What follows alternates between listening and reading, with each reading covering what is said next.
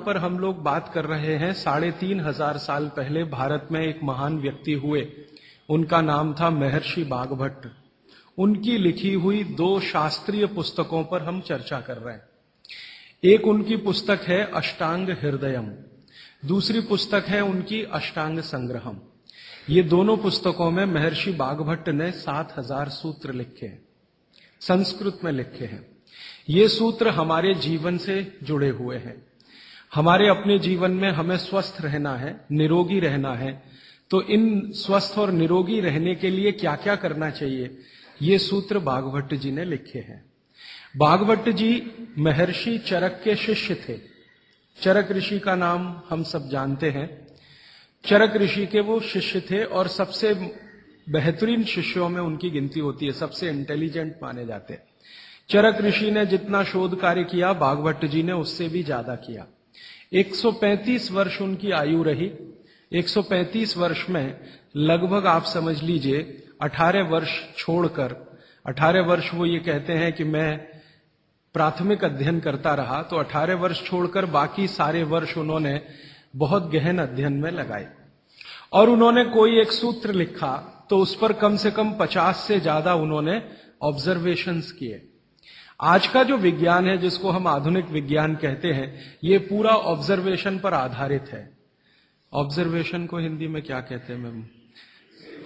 हाँ, निरीक्षण, परीक्षण या निरीक्षण। हाँ, प्रयोग या परीक्षण या निरीक्षण। तो अगर जैसे उन्होंने कोई सूत्र कह दिया तो उसका 50 बार परीक्षण किया, अलग अलग परिस्थितियों में अलग अलग लोगों पर किया, और जब उन्होंने देखा कि परिणाम वही है, तब सूत्र लिखा। अब हम कल्पना करें कि 7,000 सूत्र लिखे हों और एक एक सूत्र पर 50-50 परीक्षण उन्होंने किए हों, तो पूरी जिंदगी उनकी इसी में निकल गई। महर्षि बागभट्ट बाल ब्रह्मचारी थे। अंतिम समय तक वो ब्रह्मचर्य का ही पालन करते रहे। गृहस्थ आश्रम उन्होंने नहीं जिया, लेकिन वो मानते थे कि गृहस्थ आश्रम बहुत महत्व का है। तो ऐसे महर्षि बागभट्ट के सूत्रों को मैं पिछले 6 साल से पढ़ता रहा, और भारत की आज की जो परिस्थिति है, मैं मानता था और आज भी मानता हूं कि उसमें ये बहुत अनुकूल है। आज हमारे भारत की परिस्थिति ऐसी है, 112 करोड़ लोग इस देश में रहते हैं। इनमें से करीब 75 से 80 करोड़ लोग बीमार हैं। सरकार कहती है कि सिर्फ 30 करोड़ लोग हैं स्वस्थ, बाकी सब हैं बीमार। अलग अलग बीमारियां हैं, वात की बीमारियां हैं, पित्त की हैं, कफ की हैं, और इन बीमारियों का इलाज करने के लिए भारत में कुल मिलाकर 23 लाख डॉक्टर हैं रजिस्टर्ड, जो MBBS, BAMS और BHMS तीनों पद्धति के हैं। 23 लाख रजिस्टर्ड डॉक्टर हैं। अगर अनरजिस्टर्ड डॉक्टर भी इसमें मिला दें तो सरकार कहती है लगभग अनरजिस्टर्ड डॉक्टर भी इतने ही हैं, 25 लाख के आसपास। तो कुल मिलाकर हम 50 लाख डॉक्टर मान लें, अनरजिस्टर्ड और रजिस्टर्ड, तो भी मरीजों की संख्या 70 से 80 करोड़ है। एक डॉक्टर एक दिन में अच्छे से अच्छे काम करे तो 30 से ज्यादा मरीज नहीं देख पाता। तो मैंने एक दिन हिसाब लगाया कि अगर 30 व्यक्ति एक डॉक्टर के सुपुर्द कर दिए जाएं तो 50 लाख डॉक्टर हैं। मुश्किल से 1.5 करोड़ लोगों का इलाज हो सकता है, और रोगी 75 से 80 करोड़ हैं। तो बागभट्ट जी एक सूत्र लिखकर चले गए। वो ये कहते हैं कि हर व्यक्ति अपनी चिकित्सा स्वयं कर सकता है, और इस बात को उन्होंने कहा कि 85% चिकित्सा बहुत आसान है, जो कोई भी व्यक्ति स्वयं कर सकता है। 15% चिकित्सा थोड़ी मुश्किल है, जिसमें आपको विशेषज्ञ की मदद की जरूरत पड़ती है। तो मैंने सोचा क्यों ना ये 85% चिकित्सा जो आसान है वो लोगों तक पहुंचाई जाए। इस दृष्टि से ये व्याख्यान श्रृंखला आयोजित की है। यहां पर श्रीमती प्रभा देवी जयप्रकाश जी के नाम से चलने वाला एक ट्रस्ट है। उसके मुख्य व्यक्ति मेरे साथ हैं श्री शुभकांत जी दास, और उनके पुत्र हैं प्रदीप भाई, और उनके सब सहयोगी निरंजन भाई और मेघानी जी। इन सब ने मिलकर ये आयोजन किया, और मेरे जीवन का ये पहला व्याख्यान है जो मैं इस विषय पर दे रहा हूं। इसके पहले इस विषय पर मैंने कहीं बात ही नहीं की, क्योंकि अभी तक तो मैं अध्ययन ही करता रहा। और ये बात करने का ऐसा हो गया कि एक दिन मैं शोभाकांत जी के घर खाना खा रहा था, प्रदीप भाई के साथ बात हो गई कि क्यों ना इस विषय पे बात किया जाए, तो ऐसे ये तय हो गया अनायास। लेकिन मुझे लगा कि ये शायद सार्थक हुआ।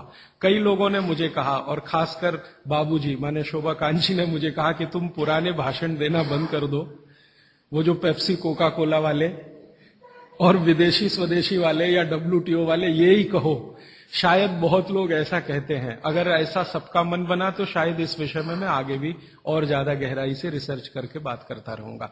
तो अब तक हमने 3 दिन की व्याख्यानमाला पूरी की है, आज चौथा दिन शुरू हो रहा है। तो कल तक के जितने सूत्र थे वो एक बार मैं आपको दोहरा दूं ताकि आपको याद हो जाए। कल का सबसे पहला महत्व का सूत्र मैंने बोला था कि आप खाना खाने के बाद पानी ना पिए, पानी हमेशा 1.5 घंटे के बाद पिए। कारण मैंने उसका बहुत विस्तार से बताया था, उसमें दोबारा जाने की जरूरत नहीं है। वो पहला सूत्र था कल का। दूसरा सूत्र था कि पानी जब भी पिए तो घूट घूट भर के पिए, एक एक सिप लेकर पानी पिए, जैसे आप गर्म दूध पीते हैं या गर्म चाय या गर्म कॉफी पीते हैं। और उसका कारण भी मैंने आपको समझा दिया था। तीसरा सूत्र है कि आप जब भी पानी पिए तो ठंडा ना पिए, कभी भी ठंडा पानी ना पिए, हमेशा गुनगुना पानी, हमेशा गुनगुना पानी पिए। वैसे जैन दर्शन में इसी को पक्के पानी की कहा जाता है, इसको बात वो बिल्कुल वैज्ञानिक है। बागभट्ट जी भी उसका समर्थन करते हैं। हमेशा गुनगुना पानी पीने की कोशिश करें। आप में से कई लोगों ने सवाल पूछे थे कि गर्मियों में भी क्या गुनगुना पानी पिए। बागभट्ट जी की माने तो गर्मियों में भी गुनगुना पी सकते हैं, लेकिन कोई बहुत तकलीफ आए तो मिट्टी के बर्तन का पानी आप गर्मी के दिनों में 3-4 महीने पी सकते हैं। फिर चौथा सूत्र ये था कल का कि पानी कभी भी पिए तो सवेरे उठते ही सबसे पहले जरूर पिए, माने सुबह की शुरुआत पानी से करें। और उसमें मैंने बताया था कि मुंह का कुल्ला किए बिना वो उठते ही पानी आपको पीना है, क्योंकि रात को जब आप सोते हैं तो जो कुछ भी लार मुंह में बनी है ये बहुत ही कीमती है, इसका औषधीय गुण बहुत है। और जैन दर्शन में इसको अहिंसा के साथ जोड़ा हुआ है, और वो मैंने करके भी देखा है कि सुबह की लार गलती से भी आप किसी चींटी या चींटा या मक्खी पे थूक दो, वो तुरंत मर जाएगा। सुबह की लार अगर आपने गलती से चींटी, चींटा या मक्खी पे थूक दिया, वो तुरंत मर जाता है, क्योंकि उसका औषधीय गुण बहुत प्रबल होता है सुबह सुबह। तो जैन दर्शन ने इसको अहिंसा से जोड़ा, बागभट्ट जी ने इसको शरीर स्वास्थ्य से जोड़ा। तो ये 4 सूत्र मैंने कल आपको बताए थे, ये बहुत फंक्शनल हैं, ऑपरेटिव। इसके पहले 5 सूत्र पिछले 2 दिनों में मैंने बात की थी।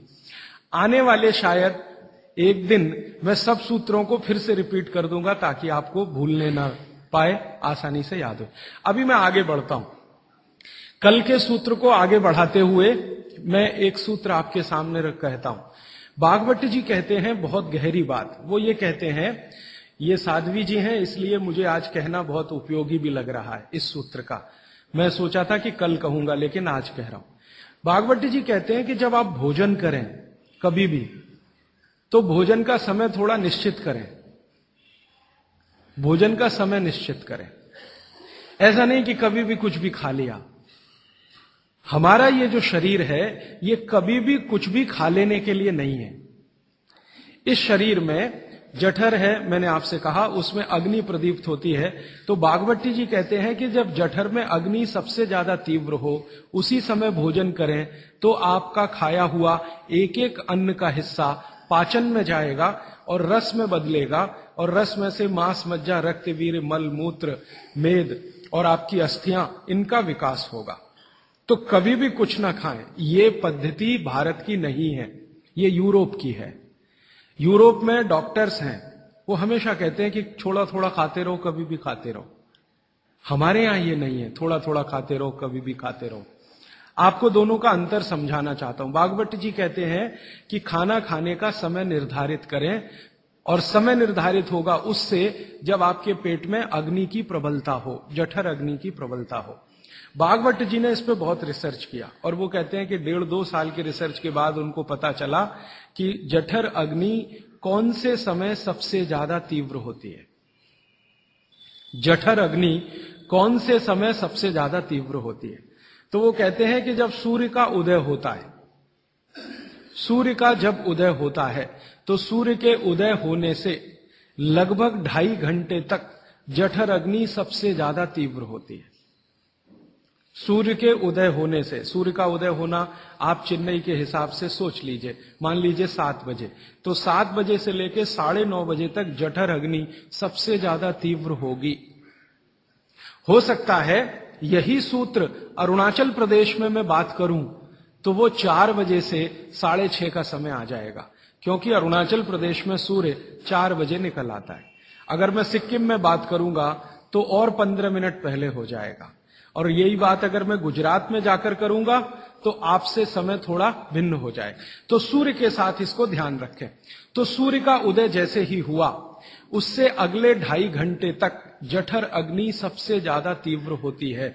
तो भागवत जी कहते हैं कि इस समय सबसे ज्यादा भोजन करें, इस समय सबसे ज्यादा भोजन करें।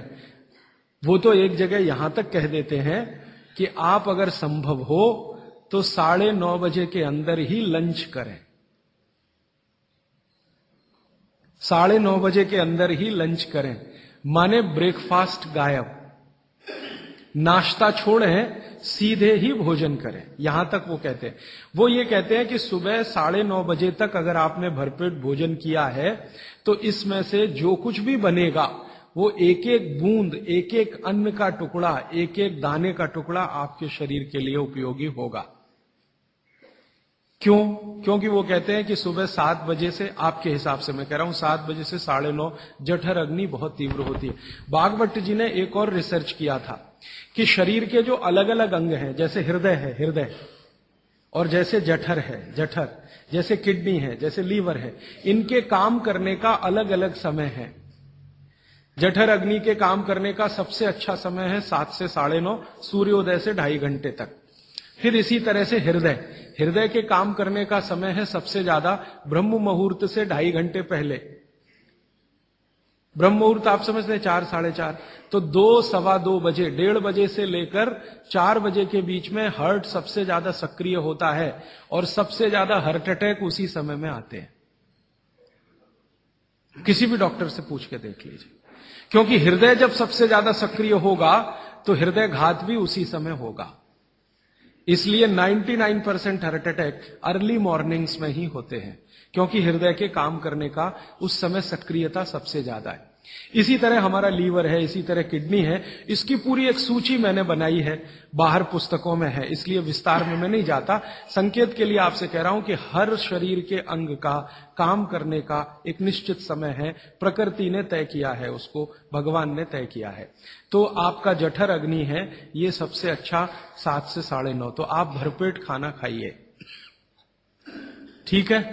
फिर आप बोलेंगे जी दोपहर को भूख लगी तो थोड़ा और खा लीजिए, लेकिन भागवत जी कहते हैं कि सुबह का खाना सबसे ज्यादा, अगर आज की भाषा में मैं कहूं तो आपका जो ब्रेकफास्ट है ना, वो हैवियर से हैवियर होना चाहिए, भारी से भारी ब्रेकफास्ट। जितना खाते हैं ज्यादा भी खा लीजिए, कोई फर्क नहीं पड़ता। सुबह के नाश्ते में भरपेट खाइए। फिर वो कहते हैं दोपहर का भोजन अगर आप कर रहे हैं तो इसको थोड़ा कम करिए, नाश्ते से, दोपहर का भोजन नाश्ते से कुछ कम करिए, 1/3 कम कर दीजिए, और रात का भोजन दोपहर के भोजन का 1/3 कर दीजिए। अब सीधे से मैं कहता हूं, अगर आप सवेरे 6 रोटी खाते हैं तो दोपहर को 4 ले लीजिए और शाम को 2 ले लीजिए। अगर आपको आलू का पराठा खाना है या गोभी का पराठा खाना है, आपकी जीभ स्वाद के लिए मचल रही है, तो भागवत जी कहते हैं कि सब कुछ सवेरे खाओ।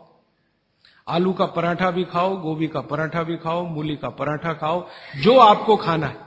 हालांकि जैन है तो आलू का पराठा तो निषिद्ध है, मूली का भी निषिद्ध है आपके लिए। फिर अगर जो जैन नहीं है उनके लिए आपको जो ज्यादा अच्छा लगता है खाने में, मैं आपको एक वाक्य में कहता हूं, जो चीज सबसे ज्यादा पसंद है वो सुबह खाओ। रसगुल्ला पसंद है तो सुबह खाओ, रबड़ी खानी है तो पसंद है तो सुबह खाओ, जलेबी खानी है तो सुबह खाओ, इमरती खानी है तो सुबह खाओ। जो भोजन आपको सबसे ज्यादा पसंद है वो सुबह खाओ, पेट भर के खाओ। वो ये कहते हैं कि इसमें छोड़ने की जरूरत नहीं है, पेट भर के खाओ तो पेट की संतुष्टि हुई, मन की भी संतुष्टि होती है। और भागवत जी कहते हैं कि भोजन में मन की संतुष्टि पेट की संतुष्टि से ज्यादा बड़ी है। मन हमारा जो है ना, ये खास तरह की वस्तुओं से या हार्मोन से या एंजाइम से संचालित है। मन को आज की भाषा में डॉक्टर्स लोग जो गिनते हैं ना, हालांकि वो है नहीं, लेकिन उन्होंने जो कहा है वो पीनियल ग्लैंड के बारे में है। ये जो पीनियल ग्लैंड है ना, इसमें से बहुत सारा रस निकलता है, जिनको हम हार्मोन्स कह सकते हैं, कुछ एंजाइम्स है। ये संतुष्टि के लिए सबसे आवश्यक ग्लैंड है पीनियल ग्लैंड। तो भोजन अगर आपको तृप्त करता है, भोजन में एक तो पेट भरना है और एक तृप्त होना, तृप्त करेगा तो पीनियल ग्लैंड आपकी सबसे ज्यादा सक्रिय है। तो जो भी रस और एंजाइम चाहिए शरीर को, नियमित रूप से समान अंतर पे निकलते रहते हैं। और जो भोजन से तृप्ति नहीं है तो गड़बड़ होती है पीनियल ग्लैंड, और पीनियल ग्लैंड की गड़बड़ी पूरे शरीर में पसर जाती है और आपको तरह तरह के रोगों का शिकार बना दे। अगर आप तृप्त भोजन नहीं कर पा रहे हैं तो निश्चित रूप से 10-12 साल के बाद आपको मानसिक क्लेश होगा और रोग होंगे। मानसिक रोग बहुत खराब है। आप सिजोफ्रेनिया के शिकार हो सकते हैं, डिप्रेशन के शिकार हो सकते हैं, आपको कई ऐसी गंभीर बीमारियां हो सकती हैं। भागवत जी कहते हैं कि आप भोजन करते हुए अगर संतुष्ट नहीं है तो 27 तरह की बीमारियों से ग्रसित हो सकते हैं। उनकी पूरी सूची है, वो पुस्तक में है। कभी भी भोजन करें तो पेट तो भरे ही, मन भी तृप्त हो। और मन के तृप्त और पेट के भरने का सबसे अच्छा समय सवेरे का ही है। अब मैंने ये भागवत जी के सूत्र को चारों तरफ देखना शुरू किया तो मुझे पता चला कि मनुष्य को छोड़कर जीव जगत का हर प्राणी इस सूत्र का पालन कर रहा है, मनुष्य को छोड़कर। क्योंकि मनुष्य को मैं मूर्ख मानता हूं, हालांकि मनुष्य अपने को होशियार समझता है, लेकिन मनुष्य से ज्यादा होशियार ये जीव जगत के प्राणी हैं। आप चिड़िया को देखो, चिड़िया, कितने भी तरह की चिड़िया, सवेरे सूरज उगते ही उसका खाना शुरू हो जाता है और भरपेट खाती है। 6 बजे के आसपास आप राजस्थान में निकल जाओ, गुजरात में निकल जाओ, सब चिड़िया अपने अपने काम पे लगी हुई है, खाना खाने में खूब जम के खाती है। और पेट भर गया, उसके 4 घंटे के बाद ही पानी पीती है, दोपहर को ही पानी पीती। गाय को देखो, सुबह उठते ही सूरज जैसे ही निकलेगा गाय का खाना शुरू हो जाएगा, भैंस का खाना शुरू हो जाएगा, बकरी, बकरे, भेड़, गधा, घोड़ा सब सुबह उठते ही खाना खाना शुरू करेंगे और पेट भर के खाएंगे, छक के खाएंगे, फिर दोपहर को आराम करेंगे।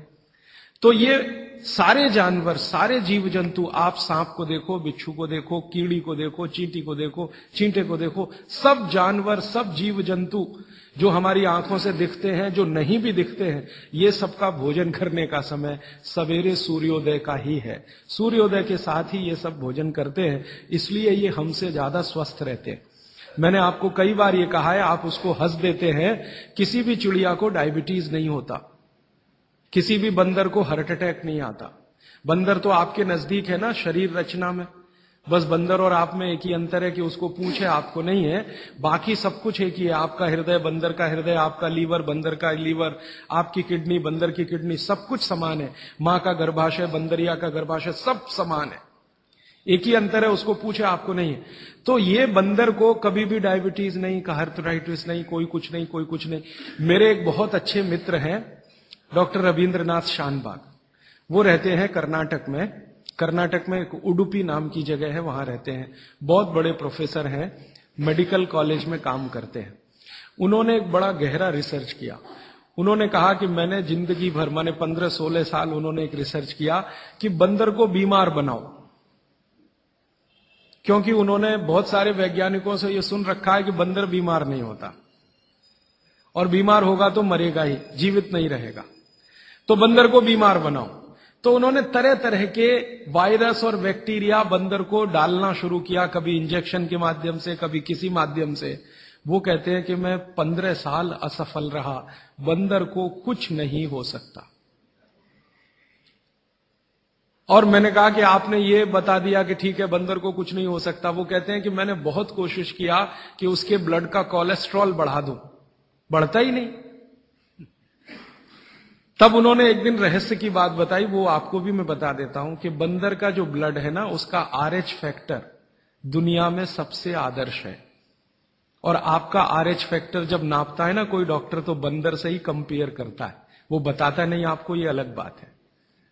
कंपैरिजन बंदर से ही होता है। कारण उसका है कि उसको कोई बीमारी आ नहीं सकती, ब्लड में कोलेस्ट्रॉल बढ़ता नहीं, ट्राइग्लिसराइड कभी बढ़ता नहीं, डायबिटीज कभी होती नहीं, शुगर कितनी भी बाहर से इंट्रोड्यूस करो उसके ब्लड में टिकती नहीं।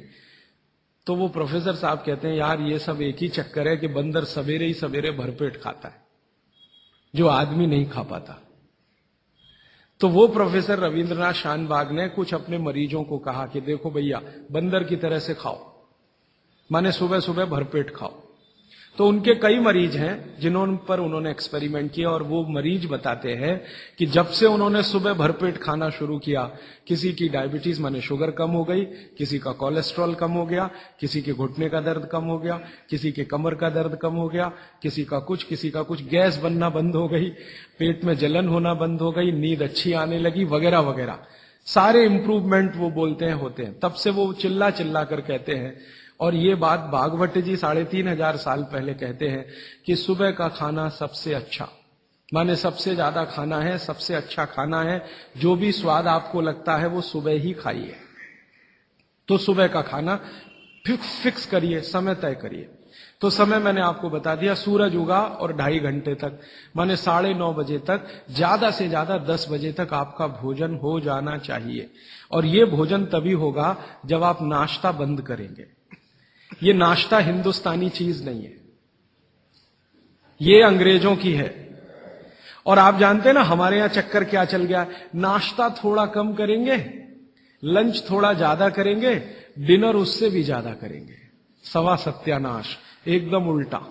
भागवत जी कहते हैं कि नाश्ता सबसे ज्यादा करो, लंच उससे कुछ कम करो, डिनर सबसे कम करो। हमारा बिल्कुल उल्टा चक्कर है, डिनर सबसे ज्यादा, लंच उससे कुछ, और नाश्ता सबसे कम। ये अंग्रेज और अमरीकियों के लिए नाश्ता कम है। कारण पता है, वो लोग नाश्ता हल्का ही करें तो उनके लिए अच्छा है, हमारे लिए नाश्ता ज्यादा ही करना बहुत अच्छा है। कारण उसका एक ही है कि अंग्रेजों के देश में सूर्य नहीं निकलता, साल में 8-8 महीने तक सूरज के दर्शन नहीं होते। और ये जो जठर अग्नि है ना, ये सूरज के साथ सीधे संबंधित है। जैसे जैसे सूर्य तीव्र होगा अग्नि तीव्र होगी, जैसे जैसे सूर्य कम होगा अग्नि भी कम होगी। तो यूरोप और अमेरिका में सूरज निकलता नहीं, साल में 8-8 महीने बर्फ पड़ती है, -40 डिग्री सेंटीग्रेड तापमान होता है। तो वहां जब सूरज है नहीं तो जठर में अग्नि हो नहीं सकती, तो वो नाश्ता हैवी नहीं कर सकते, करेंगे तो उनको तकलीफ हो जाएगी। इसलिए मैंने सबसे पहले दिन जो सूत्र बोला था, अपनी आबो हवा, अपना पर्यावरण, अपना वातावरण, अपनी तासीर, इसको ध्यान में रखकर ही चलें। तो आपके देश की जो आबो हवा और तासीर है वो ये कि हर दिन सूरज निकलता है, सुबह निश्चित रूप से निकलता है, अगले दिन भी निकलेगा, करोड़ों साल से निकल रहा है, अगले करोड़ों साल तक निकलेगा। इसलिए भारत में every morning is good morning, सभी सुबह अच्छी है। यूरोप वाले तरसते हैं गुड मॉर्निंग के लिए, अच्छी सुबह होती नहीं वहां, इसलिए हर एक आदमी दूसरे को विश करता है, may I wish you to have a good morning, इसलिए वो गुड मॉर्निंग वाले लोग हैं। हमारे यहां तो every morning is good morning, तो हम गुड मॉर्निंग में क्यों फंसे हुए हैं? तो गुड मॉर्निंग से निकलिए, नमस्ते में आइए, नमस्कार में आइए, वड़क्कम में आइए। ये गुड मॉर्निंग आपके लिए काम की चीज नहीं है, और ये गुड मॉर्निंग जुड़ी हुई है आपके पेट से। जितनी अच्छी सुबह होगी, माने सूर्य जितना अच्छा होगा, उतनी तीव्र जठर अग्नि होगी, उतना ही अच्छा भोजन करिए। तो वो कहते हैं कि सुबह का खाना आप भरपेट खाइए, माने नाश्ते को लंच में बदल दीजिए, ठीक है, 9:30 बजे तक, 10 बजे तक ज्यादा से ज्यादा। फिर आप इसमें तर्क और कुतर्क मत करिए, जी हमको दुकान जाना है, हमको ऑफिस जाना है, हमको दुनियादारी संभालनी है, किसके लिए? इसी पेट के लिए ना। ये दुनियादारी कर किसके लिए? आप इसी पेट के लिए ना। तो पेट तो दुरुस्त होने के लिए भागवत जी कह रहे हैं कि भाई इसको संभाल लो तो दुनियादारी संभलती है। और ये गया तो दुनियादारी संभाल के करेंगे क्या? मान लीजिए पेट ठीक नहीं है, स्वास्थ्य ठीक नहीं है, आपने 10,000 करोड़ कमा लिया, क्या करेंगे? डॉक्टर को ही देंगे ना। तो डॉक्टर को देने से अच्छा किसी गौशाला वाले को दे दीजिए, पेट दुरुस्त कर लीजिए। तो पेट आपका है तो दुनिया आपकी है, ये आप जान लीजिए। इसलिए पेट को दुरुस्ती के लिए भागवत जी कहते हैं सुबह का खाना भरपेट खाइए, माने आप बाहर निकलें घर के तो छक्कर खाना खा के निकलिए, भोजन करके ही निकलिए। दोपहर को 12 बजे से 1 बजे के बीच में जठर अग्नि की तीव्रता कम होना शुरू होती है, तो उस समय थोड़ा कुछ हल्का खाएं, माने जितना सुबह खाया उससे कुछ कम खाएं तो अच्छा है, ना खाएं तो और भी अच्छा है। खाली फल खा लें, जूस पी लें, दही पी लें, मट्ठा पी लें, आदि आदि।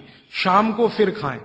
अब शाम का भागवत जी कहते हैं कि आपने एक चीज देखी है ना, वो बहुत प्रकृति से सीखने की जरूरत है।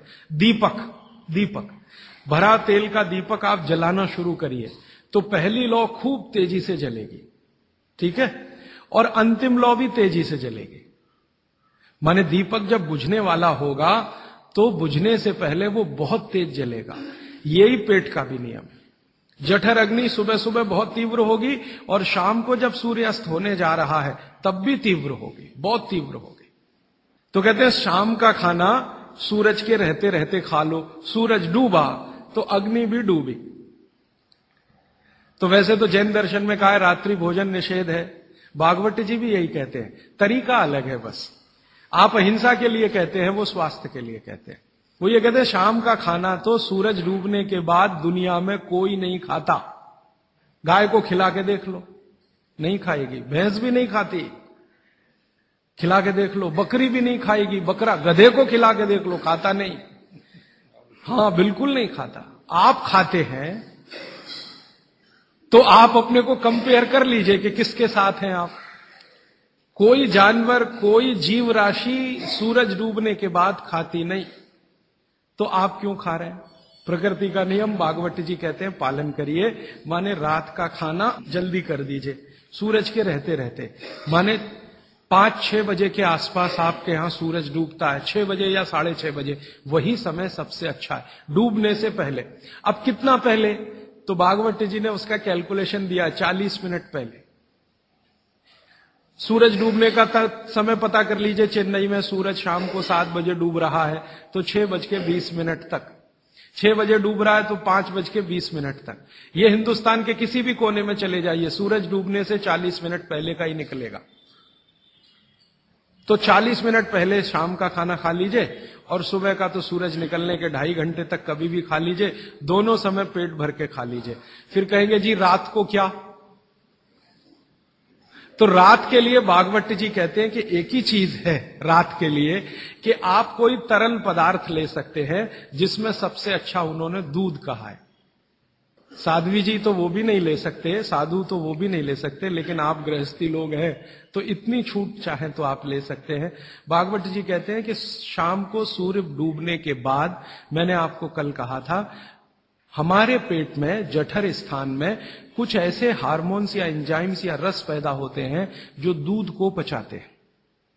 इसलिए वो कहते हैं सूर्य डूबने के बाद जो चीज खाने वाली है वो दूध है, या पीने वाला है वो दूध है। तो रात को दूध रख लीजिए, 6 बजे तक भरपेट खाना रख लीजिए। सुबह का खाना अगर आपने 9:30-10 बजे खाया तो शाम को 6 बजे खूब अच्छी सी भूख लगेगी। फिर आप कहेंगे जी हम तो दुकान पे बैठे हैं 6 बजे, तो डब्बा मंगा लीजिए, दुकान में डब्बा आ सकता है। हाँ, डब्बा आने में कोई तकलीफ नहीं है।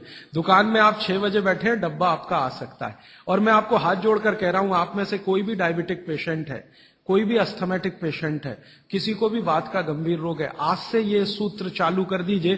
3 महीने बाद आप खुद मुझे फोन करके कहेंगे राजीव भाई पहले से बहुत अच्छा हूं, शुगर लेवल कम हो रहा है, अस्थमा मेरा पहले से कम हो रहा है। ट्राइग्लिसराइड चेक कर लीजिए और इस सूत्र को शुरू कर दीजिए। 3 महीने बाद फिर चेक करा लीजिए, पहले से कम होगा। VLDL, LDL आज चेक कर लीजिए, 3 महीने बाद फिर चेक करा लीजिए, बहुत तेजी से घटेगा। HDL आज चेक करा लीजिए, 3 महीने बाद चेक करा लीजिए, बहुत तेजी से बढ़ेगा। और HDL बढ़ना ही चाहिए, LDL, VLDL कम होना चाहिए। तो ये सूत्र भागवत जी का जितना संभव हो आप ईमानदारी से पालन करिए।